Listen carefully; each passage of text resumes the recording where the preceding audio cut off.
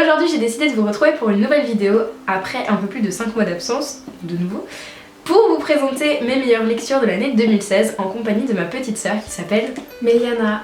Et du coup, on va vous présenter un total de 10 livres, donc moi je vais en présenter 6, elle va en présenter 4, parce que je me suis dit que ça pouvait être intéressant pour vous de voir les lectures de quelqu'un d'un tout petit peu plus jeune. Donc, c'est parti!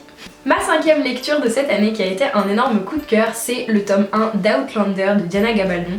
Donc c'est le chardon et le tartan. C'est l'histoire d'une jeune femme d'une trentaine d'années je crois, qui se retrouve catapultée dans l'Écosse dans le passé et elle va rencontrer un homme qui est juste trop beau. Voilà. Et du coup, c'est vraiment un roman qui est historique et j'ai adoré cet aspect-là de l'histoire parce qu'il y a une connaissance à la fois des coutumes, des traditions mais également des superstitions de l'époque et c'est bourré d'action. Je savais jamais ce qui allait se passer, j'ai juste pas pu lâcher le livre qui fait un peu plus de 800 pages, c'est un énorme pavé. Donc honnêtement, si vous cherchez un roman historique vraiment cette année à lire qui est sensationnel, c'est Outlander, tout le monde en parle. La série est d'ailleurs super fidèle au livre, je peux que vous dire, allez lire Outlander, c'est genre le meilleur livre de l'année. Voilà. Ma 4e meilleure lecture de l'année, c'est Dans chacun de mes mots de Tamara Ireland Stone. Elle a mis le livre en dessous pour savoir comment le lire. Ok. Donc j'ai vraiment apprécié ce livre parce que ça parle d'une jeune adolescente qui est mal dans sa peau et qui traîne avec un groupe de filles, des pinvèches quoi. Et voilà en fait, elle va se réfugier dans un coin qu'ils ont appelé le coin des poètes. Et ça m'a vraiment touchée. Et voilà. C'est un livre que j'ai lu également et c'est vrai que c'est un livre qui mêle à la fois l'aspect amour des mots, de l'écriture et vraiment ce côté comment se placer dans une société, c'est-à-dire quand on est jeune, comment se sentir bien dans un groupe et la révélation finale est juste oh my god. Donc vraiment c'est un livre que moi aussi j'ai énormément aimé, c'était un service presse de Hugo New Roman et je les remercie vraiment pour cet envoi parce que c'est un livre qu'on a énormément apprécié toutes les deux. Du coup, ma 4e lecture de cette année, c'est Avant toi de Jojo Moyes. Je pense que je n'ai même plus besoin de présenter ce livre parce qu'on en a parlé et encore parlé partout sur les réseaux sociaux et sur les blogs et sur les chaînes Booktube cette année. Je crois que c'est vraiment le livre qui récapitule cette année 2016.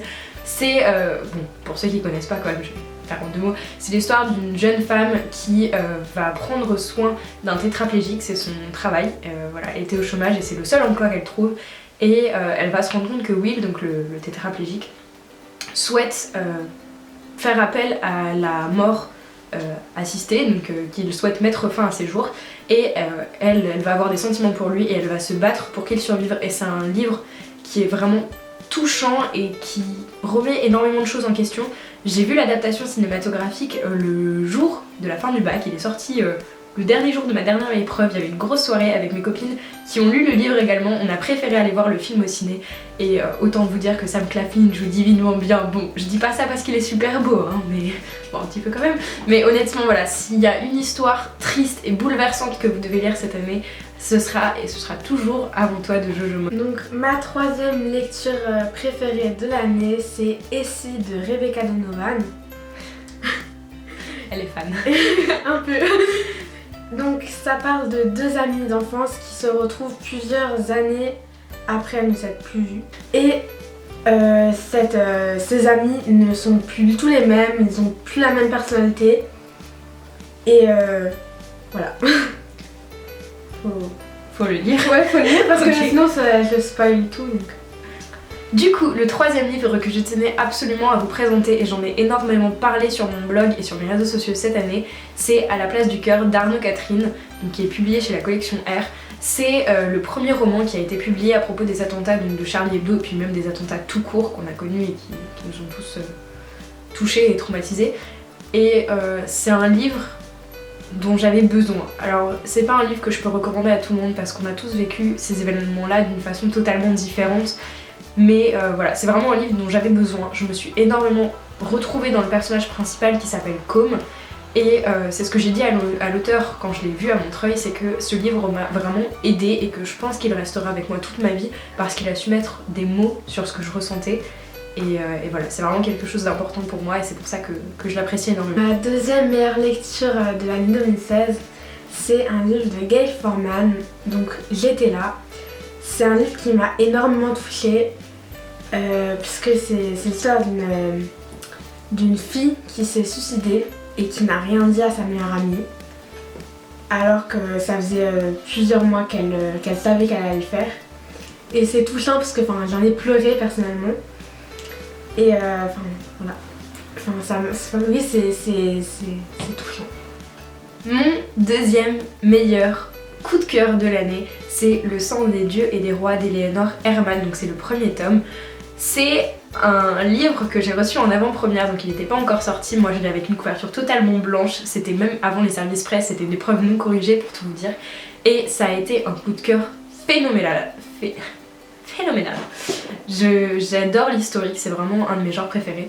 Et ce roman, donc, qui parle d'Alexandre le Grand, mêle tout ce que j'aime, c'est-à-dire l'historique, le suspense et énormément de magie. Mais en fait la magie est très subtile parce que moi personnellement j'aime pas le fantastique, la fantaisie très peu, mais là c'est vraiment des toutes petites touches de magie par-ci par-là qui agrémentent le tout.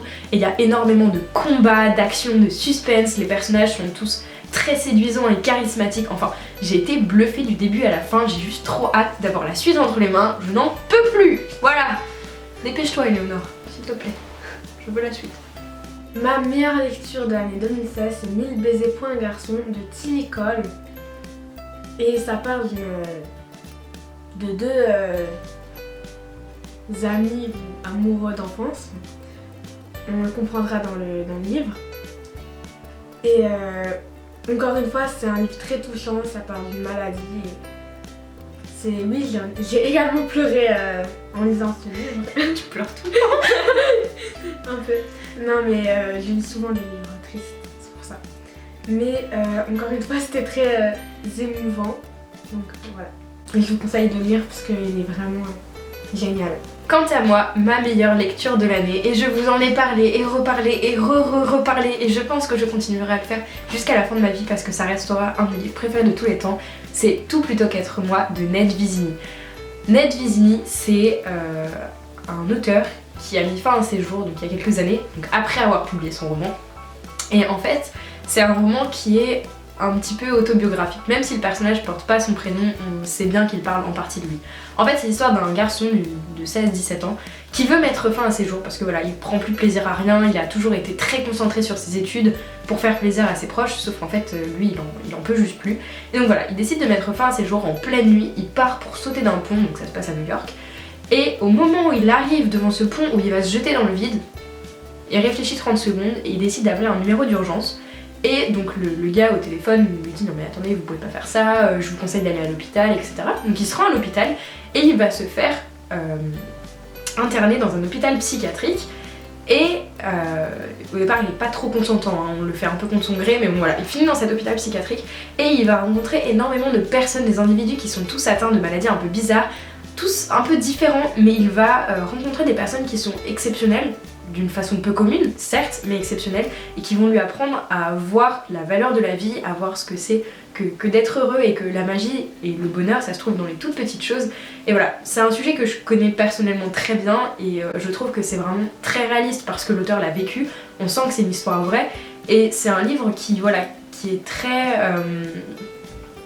qui est pas du tout dans le pathos, c'est pas triste, au contraire il y a des touches d'humour et ça donne juste envie de vivre et de s'éclater, ça donne de l'espoir, enfin voilà. C'est vraiment un livre que je ne peux que recommander pour les gens qui veulent une histoire qui est à la fois réaliste, un peu triste, mais qui est surtout positive et ouais, il n'y a pas d'autre mot, pleine d'espoir. Et enfin, j'ai une lecture bonus à mettre dans ce top 5 parce que je vous ai dit que j'allais vous présenter 6 livres. C'est parce qu'en fait, je suis en train de lire le tome 3 de Phobos. Et comme vous le savez, je suis juste fan de Phobos. Et voilà, Victor Dixon, c'est mon auteur préféré, il le sait, je n'arrête pas de vous dire. Donc voilà, je n'ai pas encore fini Phobos 3, mais je peux déjà vous dire qu'il rentre dans ce top 5. Du coup, on vous remercie d'avoir regardé cette vidéo. Je vous invite à vous abonner à ma chaîne si c'est pas encore fait, à mettre un like à la vidéo, à laisser un commentaire si vous avez quelque chose à dire d'intelligent ou de pas intelligent au choix. Vous pouvez également me suivre sur les réseaux sociaux, vous êtes plus de 1000 à me suivre sur Facebook et sur Instagram depuis hier très précisément. Donc voilà, ça me touche énormément, merci à vous d'être toujours plus nombreux à m'envoyer des messages par des mails pour me dire que vous avez lu un livre que je vous ai conseillé, etc. Ça me touche vraiment énormément. Nous, on vous souhaite une très belle année 2017, on espère que vous ferez plein de très jolies lectures et que vous lirez tout ce qu'on vous a conseillé parce que si vous n'avez pas lu, vous avez intérêt à vous y mettre très vite. Et puis, ben voilà. À l'année prochaine. Bye. Salut.